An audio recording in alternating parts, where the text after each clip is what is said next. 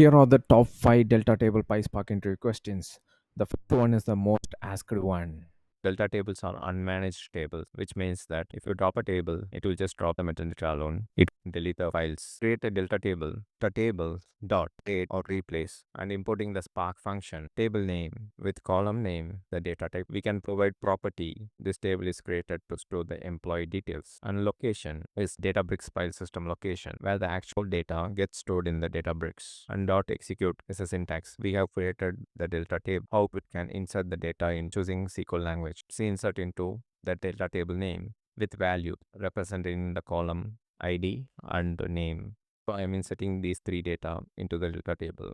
After executing this, it's like normally reading from a table. So when I do select star from the delta table name or the three data which I inserted to delete data from the delta table. It's a usual SQL statement. So delete from delta table where ID equal to 1, which means that one record got deleted. So this is basic read and write from the delta table. What is delta table instance is that creating a replica for the delta table to perform DML operations. So whatever the operations that we are going to do on top of this instance, it will reflect in the actual delta table.